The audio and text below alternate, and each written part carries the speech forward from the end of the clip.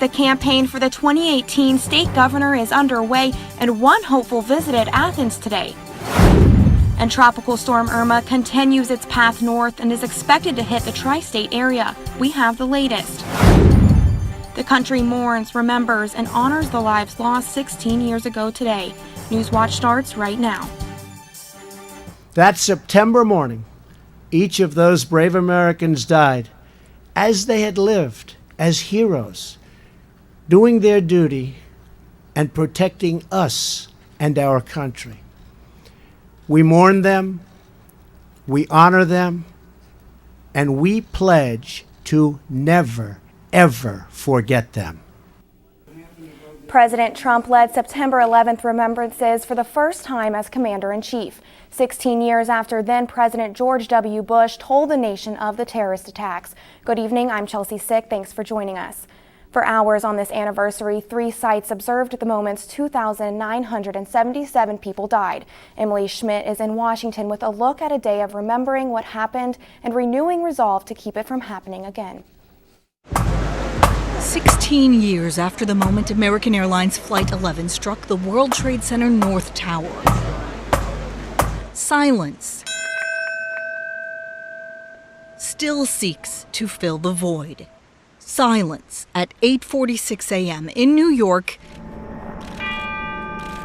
and at the White House. And at 9:03 when a plane struck the South Tower. 9:37 when the Pentagon was hit. 9:59 when the South Tower fell. Remembering so many people lost so quickly. Joseph Ryan Allen. Richard Dennis Allen. And there would be more. Vice President Mike Pence recalled the moment in 2001. Police told the then congressman a plane was 12 minutes from the U.S. Capitol. He waited. But it turned to 13 minutes.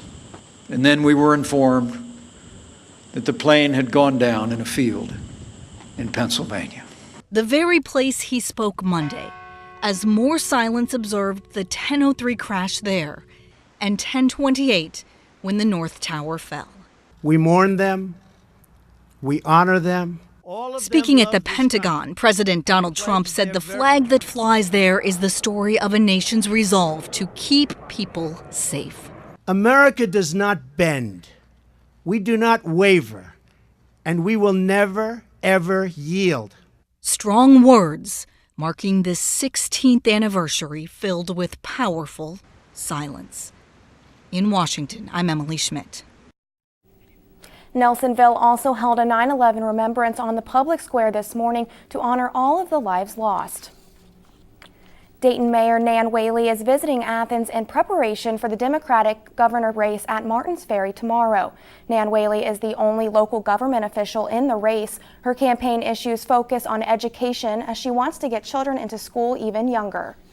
Talking a lot about what the state can do to help local communities, which can in turn grow jobs. We think the investment in local communities, investment in people's roads, bridges, making sure that they have the services they need, helps create jobs. We think that's the reason why we've been lagging compared to the rest of the nation for years now. Whaley says she has not noticed big gender issues in Ohio and will focus on jobs, education, and infrastructure during her campaign. The general in charge of the Ohio National Guard says as many as 3,500 Ohio soldiers will be helping deal with the aftermath of Hurricane Irma. It's the first large deployment of Ohio National Guardsmen for U.S. disaster relief since Hurricane Katrina. Major General Mark Bartman says soldiers will head to Florida sometime this week. Soldiers will be providing security with local law enforcement and helping transport stranded people to shelters.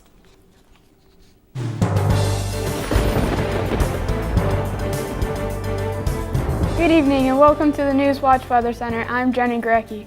What a tremendous weekend. I don't know about you, but I definitely enjoyed it. The temperatures were only in the low 70s. We were with sunny skies. It was perfect. You may have needed a light jacket maybe in the morning, but you could easily take that off as the day progressed. And the only way to follow up with such an amazing weekend is to start off the work week exactly the same, which is exactly what we did today. Currently, we are at a temp of 68 degrees under partly cloudy skies. Now, the clouds are starting to roll in due to Irma's making its way farther north, as well as the wind starting to pick up a little bit, so it's feeling a little cooler out there than 68 degrees. But as we look around the region, we see temps in the northern counties are a little warmer than in the southern counties, and that is also due to Irma's effect, as with a low pressure, usually it's cooler when you're closer to it and warmer as you go farther away. Going throughout the night, we will cool down to around 56 degrees, and the clouds will start to increase as the rain chances do as well. So if you're going out, you may just need a lightweight jacket. Otherwise, it'll be a tremendous night. Over to you, Chelsea. Thanks, Jenny.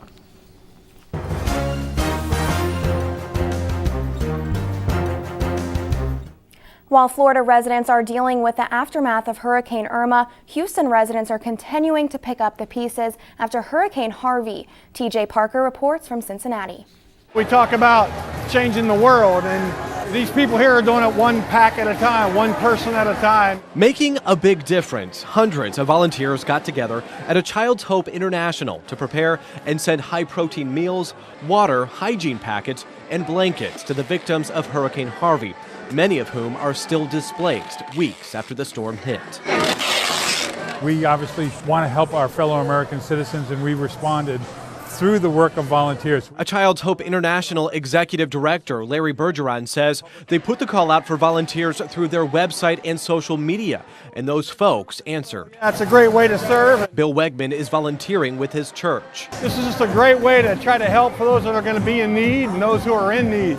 The organization will fill a 53-foot tractor trailer with the prepared meals, water, and items and send it to organizations who are helping the people in Texas and Louisiana. We're never going to see the people that this food's going to go to, who it's going to impact, but we know where it's going, we know what it's going to do, and we know the purpose of it. And as those people fill a truck to send to the victims of Hurricane Harvey, they are also thinking about what's to come with Hurricane Irma. We've actually got friends that are down in Miami right now that are serving down there, and they're working at an orphanage, and so, yeah, we're just praying for them and keeping them in mind. The truck with supplies is expected to head to Texas and Louisiana early next week. Help is coming from local avenues too. 2 students at Federal Hocking High School are collecting donations all week for victims of Hurricane Harvey. Senior Ryan Skellett and junior Audrey Blake head up the project called Stuff the Bus. Community members are asked to donate with the idea of filling up one of the district's school buses. Superintendent Doc Wood said on Facebook he's proud to be a part of a school system where members of the community learn to help each other. WOUB will follow this project all week. Coming up after the break, we may see a familiar face in the 2020 presidential race. Former Vice President Joe Biden's daughter said her father is expressing interest in the race. And as Irma continues its rampage north, we'll show you the latest of the damages in the southeast. These stories and more when Newswatch returns.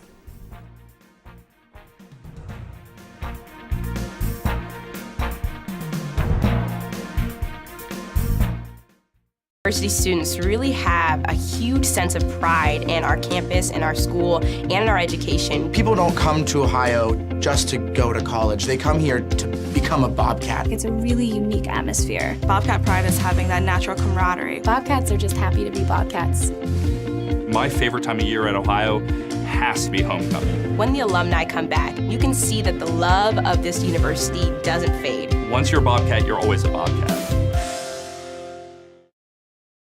Hey everybody, I'm Gridiron Glory host Joseph Payton. Every Friday night live at 11:30, we will have a jam-packed show for you with everything that went down on the local gridiron that night. From every touchdown pass to every crushing hit, Gridiron Glory is your #1 source for all things Southeast Ohio football.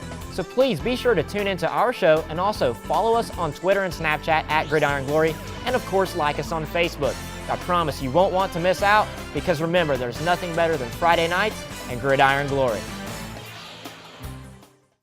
I knew that I wanted to come to Ohio University from the very first time I visited here. There's something about the campus that grabs you. It was really comforting. Very welcoming. It's one thing to write down your name and your GPA GPA and that kind of stuff and send it in. It's another thing entirely to be here and see how great it is. The campus here is just electric. Absolutely gorgeous. Everything just looked really college-like. I looked at my mom and I said, this is it. And she said, the tour's just started. I said, no, you don't understand. This is it. My professors really care. They care about my grades, they care about my opportunities, they care about my experiences, they want me to succeed. They give those opportunities to the students. My professors have been extremely approachable. Literally, their door is always open. You can go to them with pretty much anything. Everyone knows your first and your last name and where you sit in the classroom. I really never feel like I'm being talked down to or just being taught material. I always feel like I'm having a conversation. And they want to share those opportunities and those experiences with us.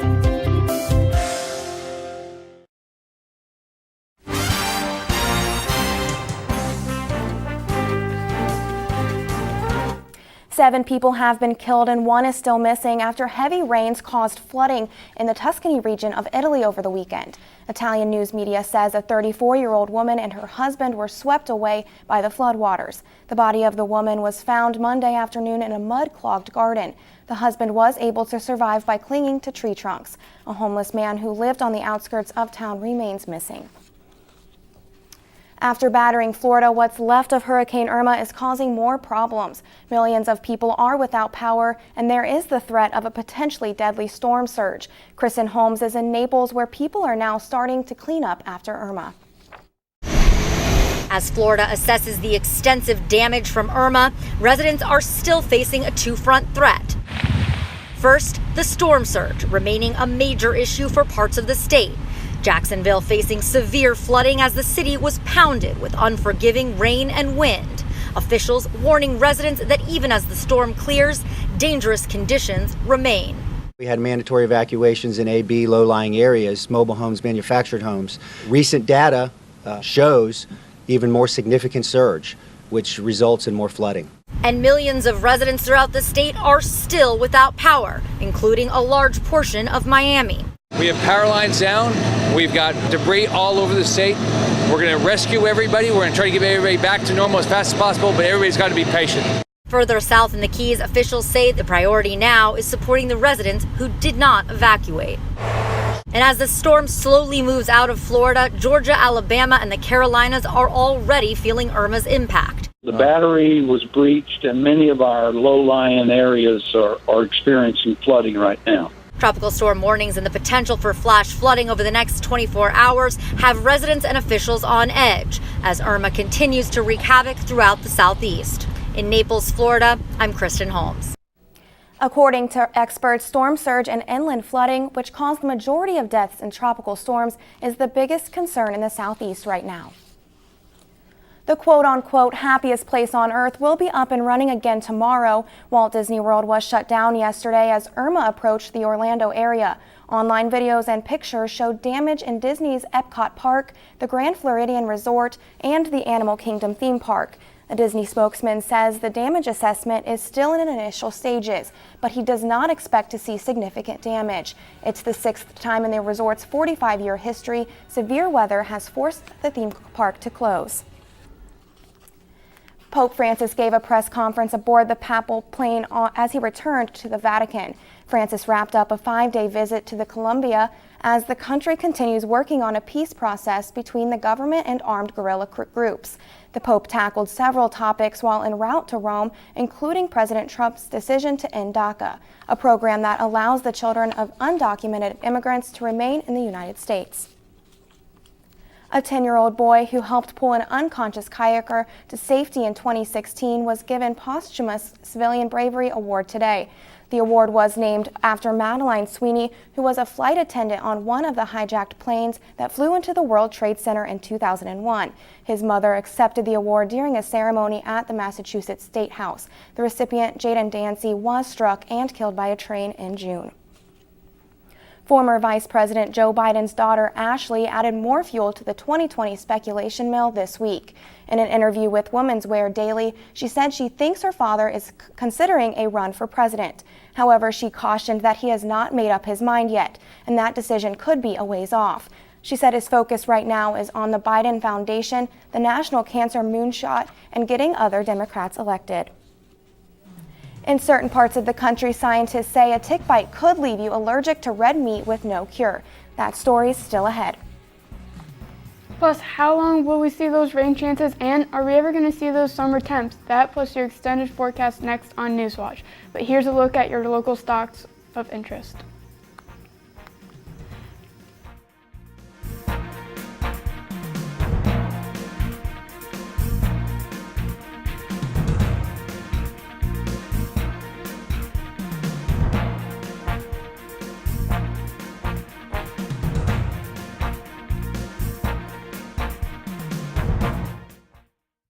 Professors really care. They care about my grades, they care about my opportunities, they care about my experiences, they want me to succeed. They give those opportunities to the students. My professors have been extremely approachable. Literally, their door is always open. You can go to them with pretty much anything. Everyone knows your first and your last name and where you sit in the classroom. I really never feel like I'm being talked down to or just being taught material. I always feel like I'm having a conversation. And they want to share those opportunities and those experiences with us.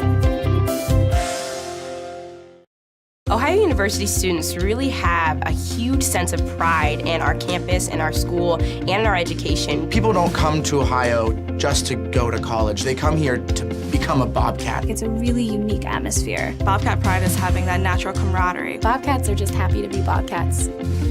My favorite time of year at Ohio has to be homecoming. When the alumni come back, you can see that the love of this university doesn't fade. Once you're a Bobcat, you're always a Bobcat. I knew that I wanted to come to Ohio University from the very first time I visited here. There's something about the campus that grabs you. It was really comforting. Very welcoming. It's one thing to write down your name and your GPA and that kind of stuff and send it in. It's another thing entirely to be here and see how great it is. The campus here is just electric. Absolutely gorgeous. Everything just looked really college-like. I looked at my mom and I said, "This is it." And she said, "The tour's just started." I said, "No, you don't understand. This is it." Hey everybody, I'm Gridiron Glory host Joseph Payton. Every Friday night live at 11:30, we will have a jam-packed show for you with everything that went down on the local gridiron that night. From every touchdown pass to every crushing hit, Gridiron Glory is your #1 source for all things Southeast Ohio football. So please be sure to tune into our show and also follow us on Twitter and Snapchat at Gridiron Glory, and of course like us on Facebook. I promise you won't want to miss out, because remember, there's nothing better than Friday nights and Gridiron Glory.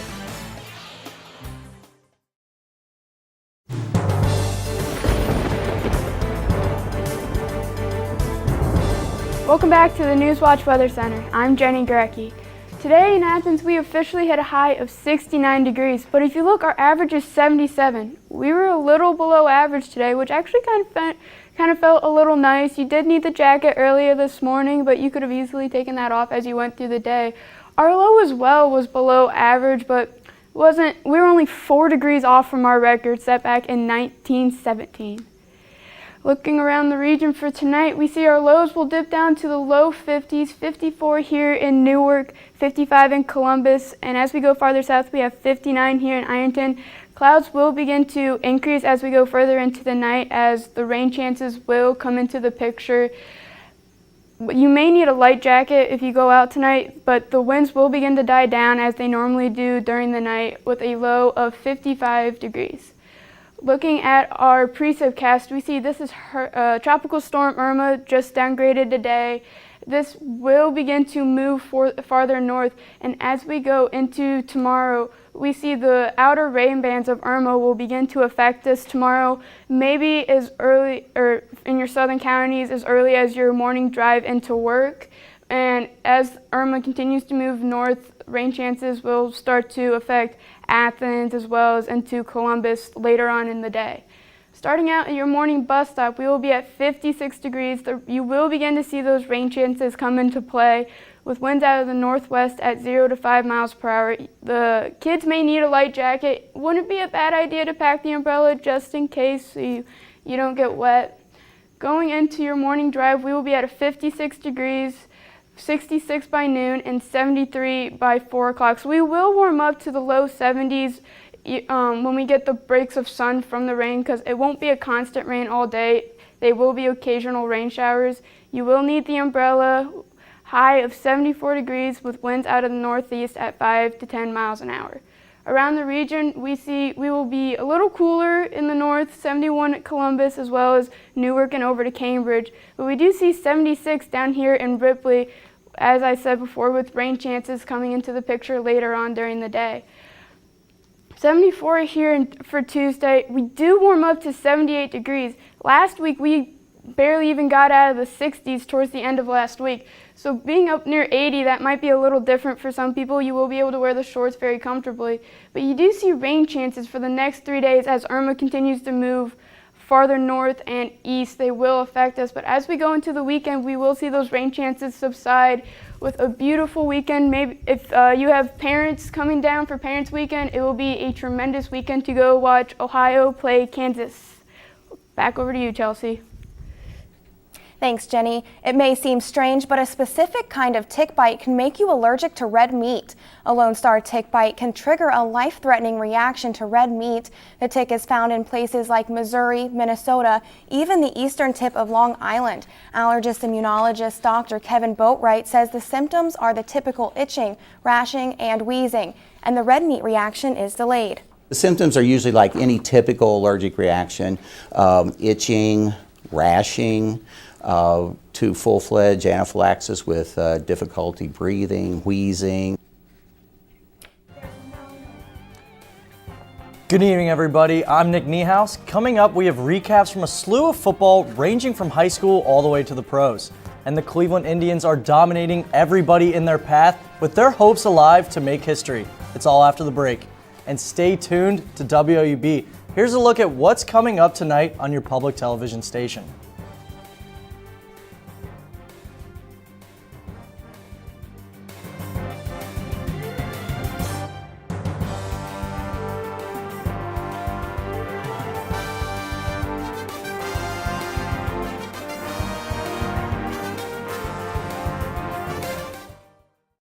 Everybody, I'm Gridiron Glory host Joseph Payton. Every Friday night, live at 11:30, we will have a jam-packed show for you with everything that went down on the local gridiron that night. From every touchdown pass to every crushing hit, Gridiron Glory is your #1 source for all things Southeast Ohio football. So please be sure to tune into our show and also follow us on Twitter and Snapchat at Gridiron Glory, and of course like us on Facebook. I promise you won't want to miss out, because remember, there's nothing better than Friday nights and Gridiron Glory. Ohio University students really have a huge sense of pride in our campus, in our school, and in our education. People don't come to Ohio just to go to college. They come here to become a Bobcat. It's a really unique atmosphere. Bobcat pride is having that natural camaraderie. Bobcats are just happy to be Bobcats.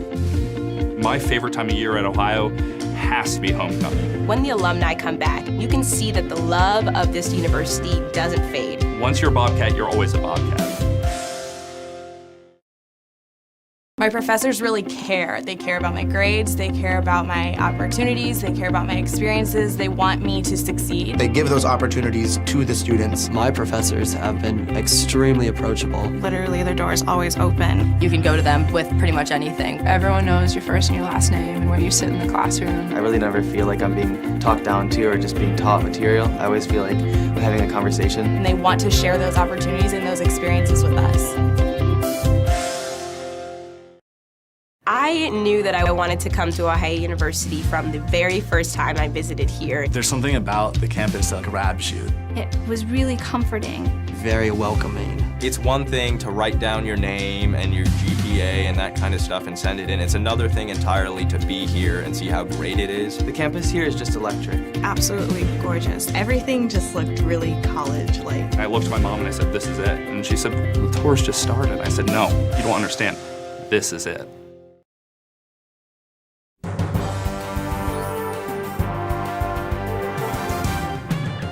Welcome back, I'm Nick Niehaus.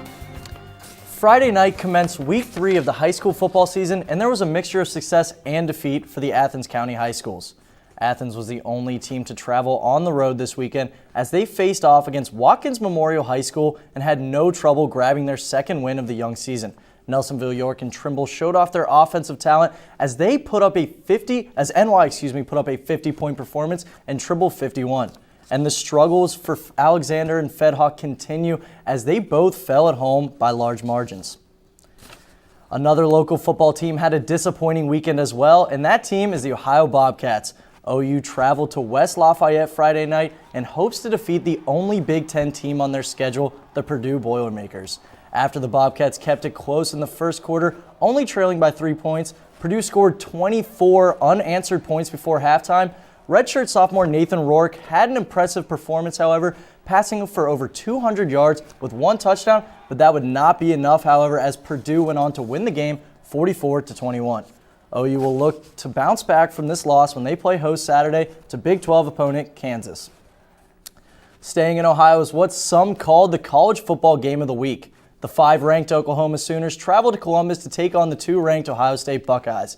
It was a tight matchup all game, with neither team really gaining an edge on offense. That was until the fourth quarter when Oklahoma-led quarterback Baker Mayfield caught fire, throwing 3 touchdown passes and ending up with over 380 yards. The Sooners got their revenge on the Buckeyes, defeating them 31-16. With this loss, the Buckeyes fall to 8th in the country. Moving from college to the pros, the Cincinnati Bengals squared off against the Baltimore Ravens in their season and home opener. The anxious excitement Bengals fans had at kickoff quickly deteriorated after Bengals quarterback Andy Dalton turned the ball over 5 times with 4 interceptions and 1 fumble. The Ravens were able to take advantage of the Cincinnati offensive struggles as they went on to shut out the Bengals in a 20-0 victory, making this just the second time in Bengals history to be shut out in their season opener. Sticking to the AFC North, the other NFL team in Ohio also had their home opener this week as the Cleveland Browns hosted division favorite Pittsburgh Steelers. Cleveland, under new leadership with rookie quarterback Deshaun Kaiser, looked to end the streak of 12 straight Week 1 losses. The Browns hung with the Steelers through the whole game, but Pittsburgh's offense was just too strong for Cleveland's defense as that Week 1 loss streak for Cleveland climbed up to 13 in a row. Well, speaking of streaks currently going on in Cleveland, the Indians are on the cusp of history as they have won their 18th game in a row after defeating the Baltimore Orioles Sunday night. The Indians currently have won the most games in a row since 2002 and have not shown any signs of slowing down yet, as they have outscored their opponents 131-32 during the streak. The Indians get another chance to extend that streak tonight with Carlos Carrasco on the mound as they face off against the Detroit Tigers. I'm Nick Niehaus, and that's it for sports. Back to you, Chelsea. Thanks, Nick. A 6-year-old boy battling stage 4 cancer has graduated high school, surrounded by superheroes. Walter Herbert received a fast-track tour of elementary, middle, and high school, thanks to his community in Fairfield, Ohio. He completed grades 1 through 12 in just 2 days. Walter's parents are talking to him about college and career options. They are hoping the community's efforts will help raise awareness for pediatric cancer. Looking through tonight, we see 64 by 8, 59 by midnight, and 56 by 4 a.m. So your morning commute tomorrow, you may need a little jacket. We may see also those rain showers come into play. Tomorrow we will see a high of 74 degrees. With rain showers, you may need the umbrella because they will be on and off rain showers. It won't be consistent as it was when Harvey came through, and it won't be as tough of winds as well. As you can see, we will only be northeast at 5 to 10 miles an hour. Looking through our week ahead, we see we will get up to 78 degrees Wednesday. We will see rain showers increase throughout the week due to Irma continue their path up north. But the weekend looks great for Parents' Weekend, so if you come on out to OU and watch football. Over to you, Chelsea. Thanks, Jenny, and that does it for our broadcast this evening. Thanks for watching. I'm Chelsea Sick. Stay tuned for the PBS NewsHour coming up next, and remember, you can find the latest news anytime at WOUB.org. Have a great night.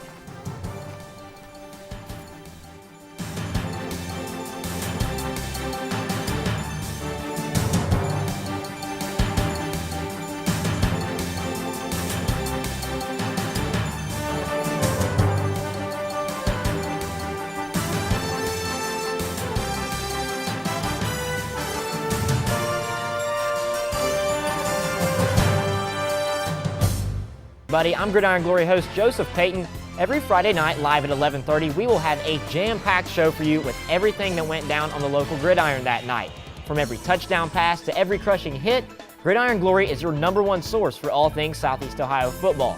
So please be sure to tune into our show and also follow us on Twitter and Snapchat at Gridiron Glory, and of course like us on Facebook. I promise you won't want to miss out, because remember, there's nothing better than Friday nights and Gridiron Glory.